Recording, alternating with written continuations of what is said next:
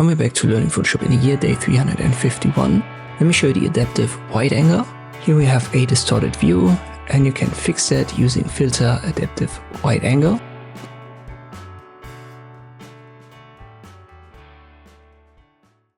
A couple of presets for correction. You can use the sliders here for scale, focal length and crop factor. But the easiest way to do it is to use on the top left this adjustment tool. It's simply called the constraint tool. C is the short key.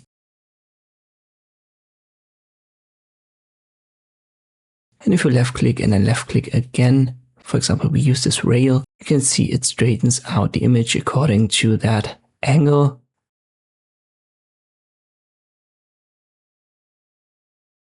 And here in this case, I want to go to the center and then left click, drag it down until it's a straight line with the rail. And you can see how it adjusts the rest of the photo. Just confirm we are okay. Due to the distortion, we obviously get these blank spaces on the sides.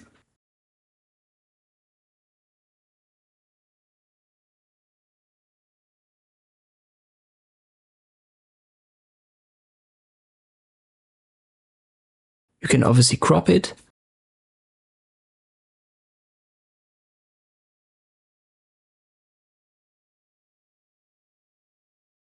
But if it's important for you to have the same size as the original, we can nowadays use these inbuilt automated features. So let me abort here. Just use a selection tool. In this case, don't let me use the marquee select tool. I use the lasso and I go over these edges with the left click drag.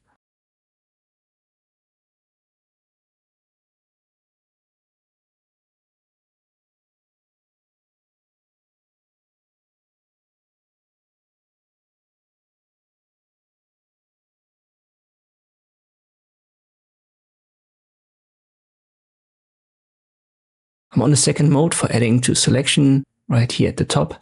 And once I've got all the empty areas, these checkerboard designs covered, I just go to edit and use content aware fill. Photo is relatively big, so it takes a little bit of time. But when I confirm, you can see right here, we have a decent result compared to the original.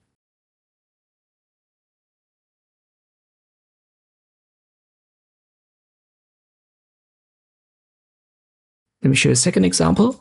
And here we actually have to create multiple constraint lines because we want to have the bottom and the top straighten out.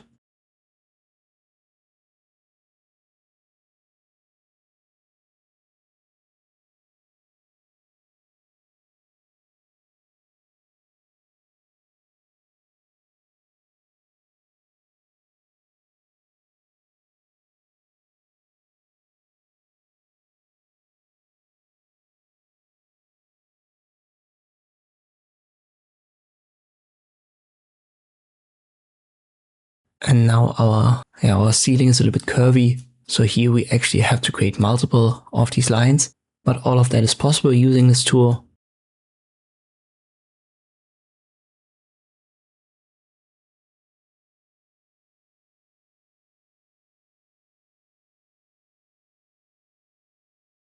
That looks way better now. I confirm. I use the lasso tool yet again to make my selection, and this time I simply use the generated fill to show you that this is also possible, and that even gives you 3 options to choose from.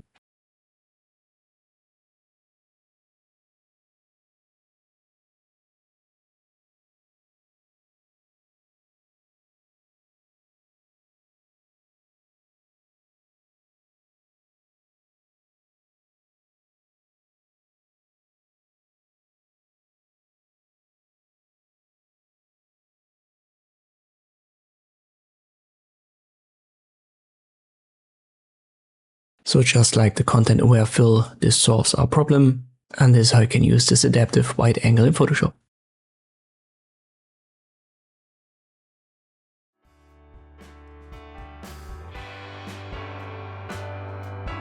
I hope this video was helpful. Thanks for watching, and I'll see you next time.